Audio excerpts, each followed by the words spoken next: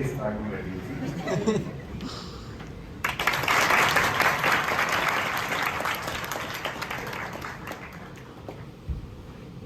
ये हैं अंकिता, और क्योंकि आप हिंदी माध्यम के विद्यार्थी हैं तो आपका जो सपना तो ये होता है हमारा कि हम हिंदी माध्यम में टॉप करें।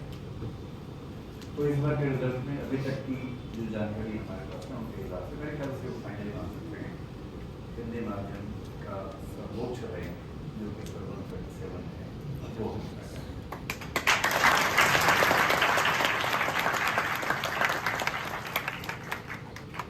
अंकिता हमारे साथ अस्मिता और मेंटरशिप प्रोग्राम में रही और इनका लेकर भी मुझे इतिहास है।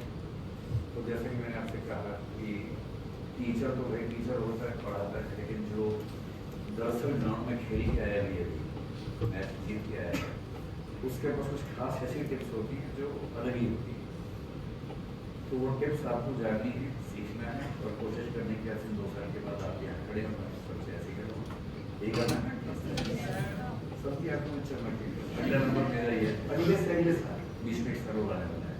आपको 26 में एग्जाम है ना? तो 20 में 1 साल और मुश्किल है, उसके बाद आपको ध्यान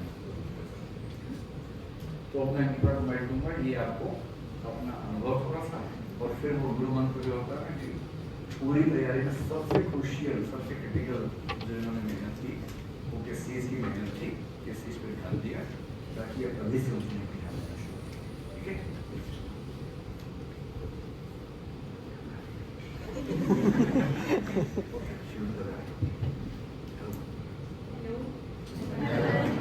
आप लोग हौसला बढ़ाओ इनका।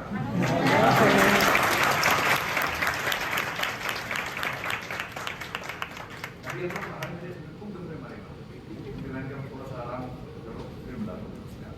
अभी मैं थोड़ा सा नर्वस हूँ। तो मेरा नाम अंकिता कामनी है और इस बार मेरी 137 रैंक आई है। जैसे कि मुझे भी सुनने में आया है कि शायद हिंदी मीडियम में मैं टॉपर हूँ, तो मुझे बहुत खुशी हो रही है। और आप लोगों से मिली क्योंकि आप लोग भी सब हिंदी मीडियम के, तो आप लोगों से थोड़ा अपना तो मेरा ज़्यादा है, तो मुझे बहुत खुशी हुई कि मैं आज आप लोगों के सामने यहाँ पे अवेलेबल हूँ।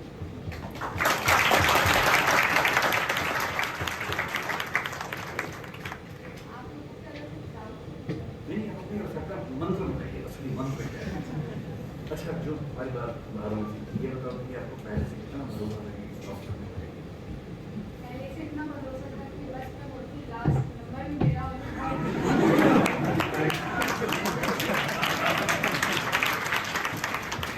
इसलिए ड्रॉप करने का दावा नहीं करना है, मेहनत करनी और हो जाता है। मैं बहुत ज़्यादा डाउटफुल थी कि लगा था कि क्योंकि जो मेरा बोर्ड था उसमें आप लोग मालूम ही नहीं 6 बच्चों का ही बोर्ड होता है, जो 6 बच्चों का ग्रुप होता है जो कि एक बोर्ड के पास जाते हैं। तो उसमें से 5 के 5 लगभग सिलेक्टेड थे जो ऑलरेडी या तो UPPCS में सिलेक्टेड थे या फिर अच्छी जॉब में थे। उनके बीच में बेरोजगार नहीं वहाँ पर बैठे। तो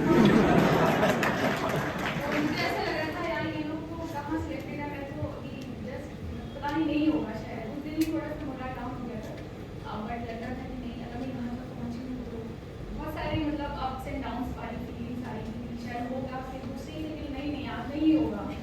बट जब रिजल्ट आया तो मैंने रिजल्ट देखा भी नहीं क्योंकि मैंने अपने फ्रेंड को बोला कि इसी रिजल्ट आएगा, अच्छा है बुरा, अगर बुरा होगा तो मैसेज कर देना कॉल मत करना प्लीज़, और अगर अच्छा होगा तो डायरेक्ट कॉल कर देना। और राजू से जिस टाइम रिजल्ट आया उस टाइम पे हम लोग कॉल पे ही थे और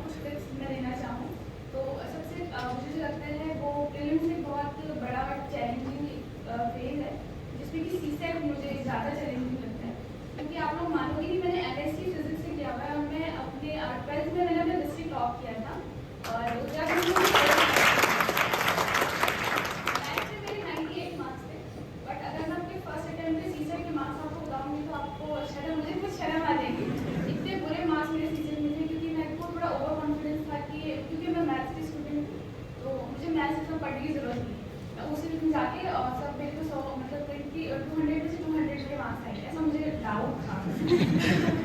मतलब मेरे पे ऐसा था कि नहीं हो ही जाएगा। और जब सीसेट का पेपर मैंने दिया तो सबसे बड़ी गलती मैंने करी, मेरे पैसे अटेंड नहीं करे। और शुरू में 1.5 घंटा एक पैसे अटेंड नहीं करा, और उसके बाद करना पड़ेगा पैसे नहीं करे। और जब पैसे अटेंड करे तो सारे के सारे करे, और जो मार्क्स आए वो इतने बुरे मार्क्स हैं कि मैं आपको बता भी नहीं सकती हूँ फर्स्ट अटेम्प्ट में। और जनरल की जो मेरी कट ऑफ थी उसमें मेरे 3 नंबर जो थे वो कम रह गए थे। तो मुझे लगा कि जो मेरा सीसेट है उस पर थोड़ा अच्छे से मैं फोकस करती हूँ। जो जीएसटी कट ऑफ है वो तो फिर भी थोड़ा सा मैं मेहनत करूँगी तो हो ही जाएगा। ये कौन सा अटेम्प्ट था? Second attempt.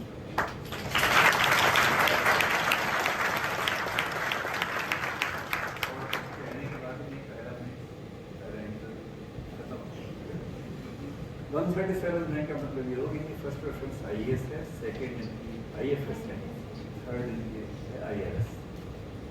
तो आईएएस मिलना थोड़ा मुश्किल है, जनरल में आपको पता ही 75 78 हो जाता है।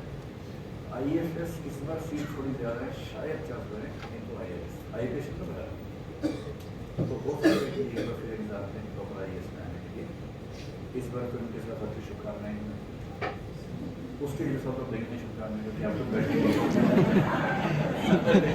इस सब नहीं लगते कि अभी हम बाहर हैं, अप्लाई कर लो,